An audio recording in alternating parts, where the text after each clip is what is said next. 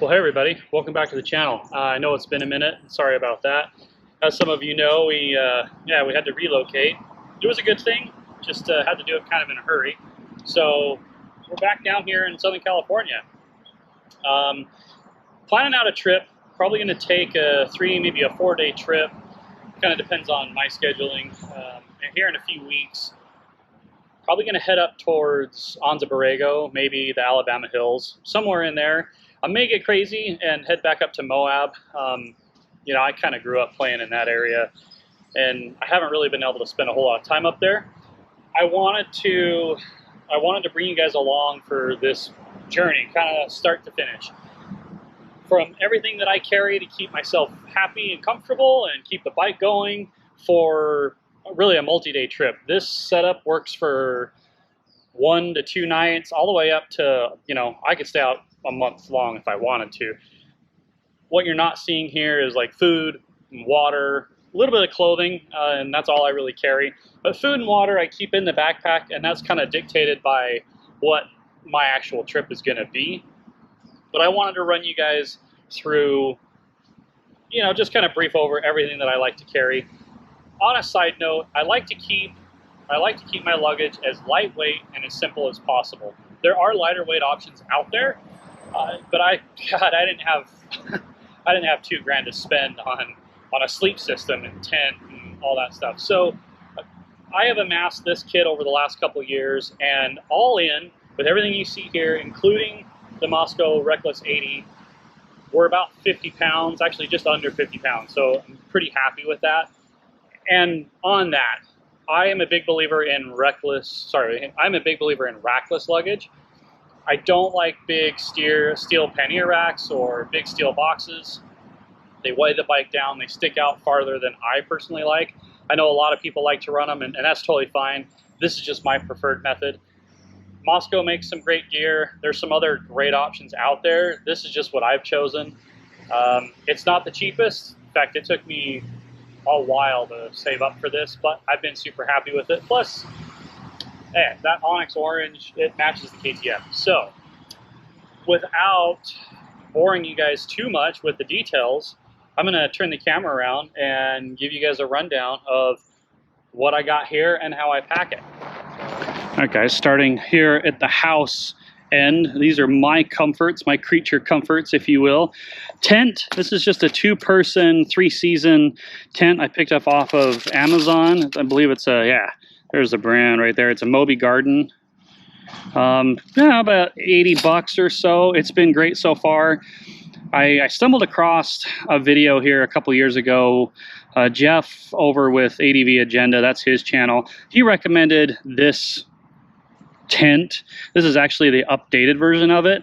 And then also that cooking stove over there, which we'll get to in just a second. But so far, been really, really happy. It's not super lightweight, but it's not heavy. It's really, I don't know, 3 or 4 pounds with the tent poles and stakes. And just some clothing. Pretty simple. There's a thermal layer. I always keep that because you never know where you're going to end up. Funderwear. That's kind of like a sun shirt, like a boating sun shirt. Super lightweight. Packs down really small. Getting some thermal bottoms and some zip-off pants. And I keep the clothes and the tent. I keep the poles and the stakes separate, but the tent and the clothes I keep in this dry bag right here. You'll see that I don't use the Stinger 22 that came with this kit. I like a more compact, sleeker tail rack or back into the bike. Just some old retired On Cloud shoes. They fold up really, really, really compact, and they don't weigh anything. So they're the perfect camp shoes. They're beat up, so I don't care if they get nasty. What else? Big Agnes Divide sleeping pad. It's got a fairly high R value for where I like to go. Anything beyond this, and it's too cold for me to be out riding anyway. Which brings me to that right there. That is my Big Agnes bedroll. and I use it as a sleeping pad, or sorry, as a sleeping bag. And I don't use a stuff sack, I don't use a compression sack, and I certainly don't use the carry sack that it came in. You'll see how I stuff it down into that to the right side dry bag. Oh yeah, like I said, you probably saw that a minute ago. The Wildcat 12, been a good backpack. Like I said, hydration pack.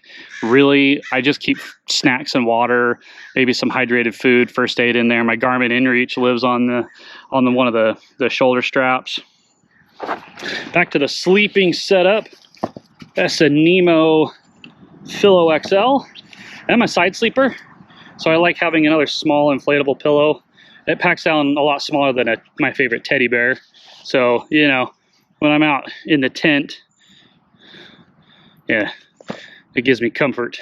Kind of going along with the sleeping bag, this is just like a bivy sack. If I get too cold or the sleeping bag isn't really cutting it, I can crawl inside this and then crawl back in the bag and be a lot more comfortable.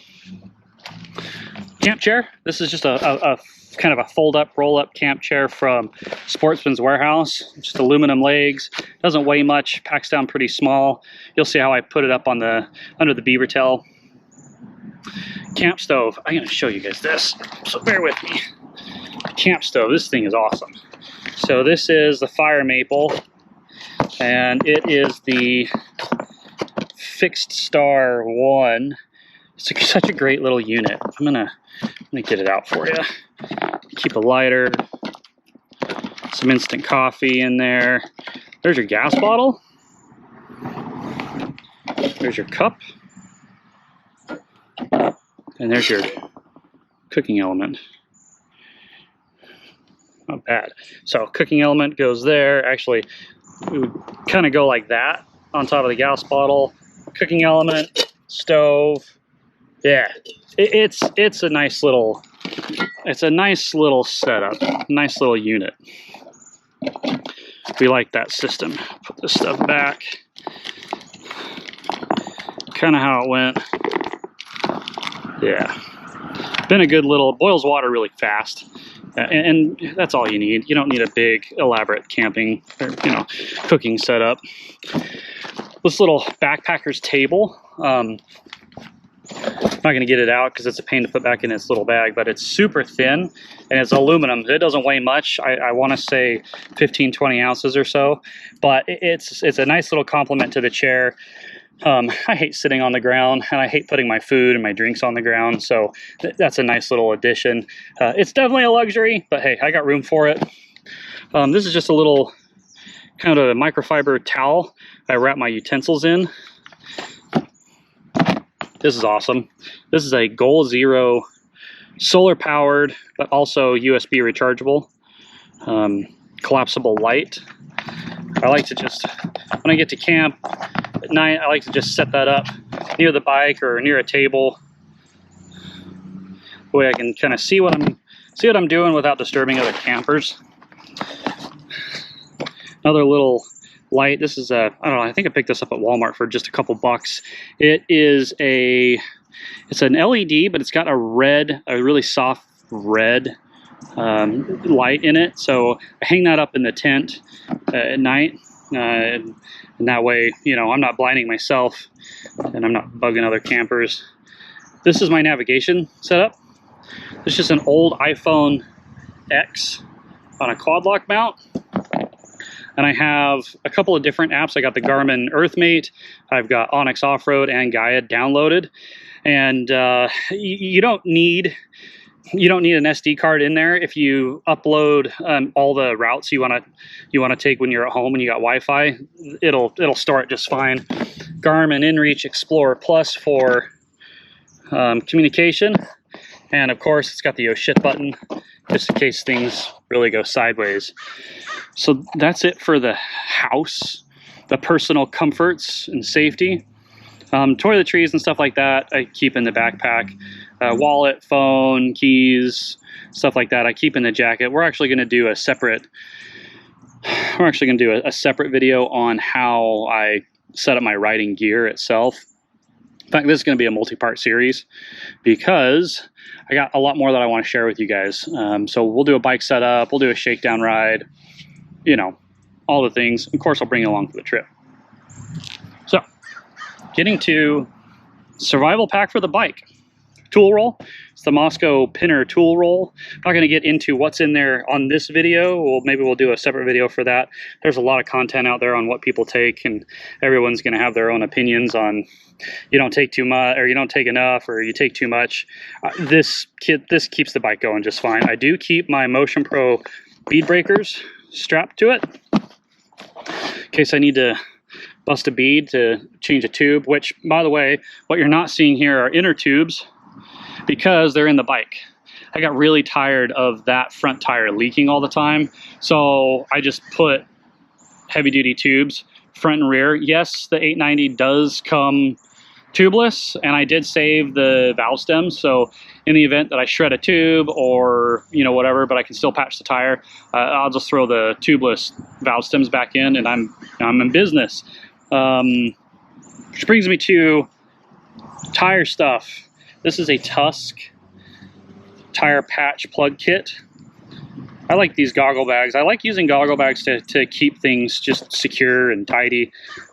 Air compressor just plugs into an ASE plug on the bike. Amazon special, 40 bucks. Silicone spray. Again, in case I need to change a tube or change a tire, that stuff works really good as a lubricant. Keeps everything nice and supple, nice and slippery. Or if there's anything else on the bike that needs, a film of lubricant on it that's not the chain, like chain lube. I hate a noisy chain. I hate a rusty chain.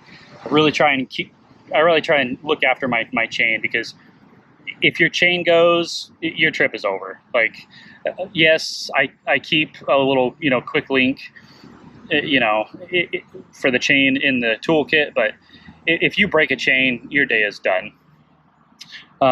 Fork seal cleaner.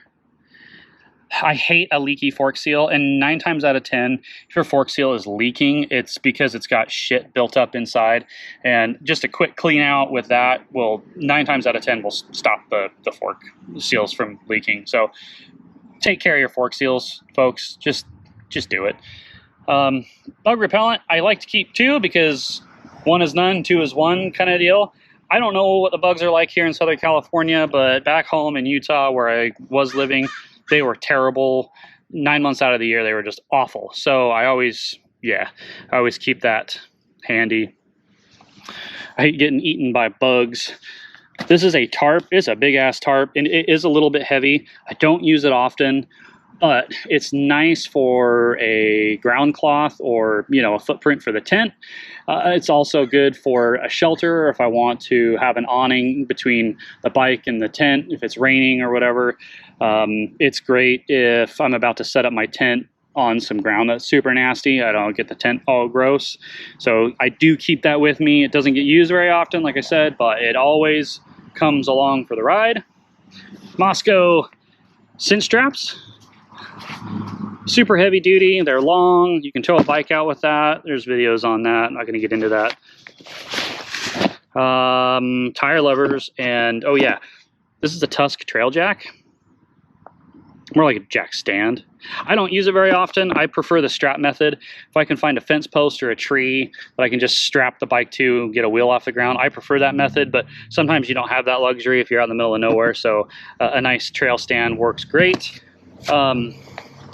These are my Stockton 16-inch steel tire levers, and I keep them wrapped up in this foam gas pipe insulation, just to keep them from chafing and punching through my dry bags, because I keep them outside of the dry bag but in the leg holster, so you'll see how I have those. And then last but not least, this is a cheap, kind of a Walmart special camp knife, in case I need to process firewood, do whatever is entailed in knife stuff. So yeah, that's about it. That's all I need. It's really simple. The 80 liter, and I'm going to say this, this is by no means an 80-liter loadout. I was using the Reckless 40, and this all fit in there no problem. I upgraded to the Reckless 80 bags just because I like having things easier to get in and out. I don't have to really stuff them in here. It's the same amount of stuff. In reality, I could probably get away with, you know, even like the new 60-liter, but I'm really happy with, really happy with this Moscow setup, this 80-liter setup, and really I'm probably only using about 45 liters of it. So we'll put the camera down, and we'll get the bike loaded up, and we'll be back with you.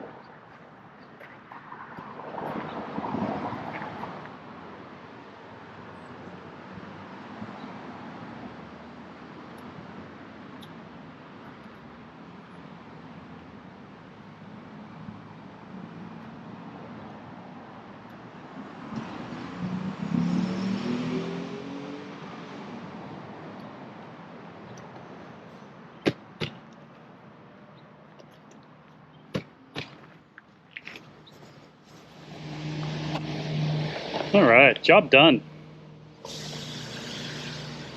Nice and compact, tight to the bike. Doesn't weigh a ton, you know. Took you around. These Reckless setups are they're the tits, man. I like how sleek they keep the bike. Definitely inside the width of the mirrors and the handlebars. Maybe not the mirrors because I'm using some shorties, but. And yeah, we're still rocking Utah plates. Haven't really gotten around to fixing that yet, but at some point, it's low priority.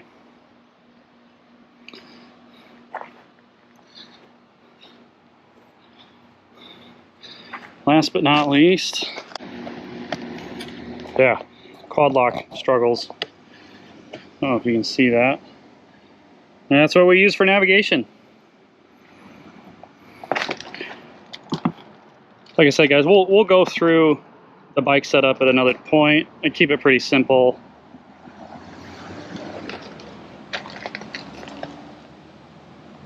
If you like this kind of stuff, guys, you know the drill. Like, subscribe, all the things that puts me in the algorithm. Really appreciate it. Until next time, keep it upright. We'll see you later.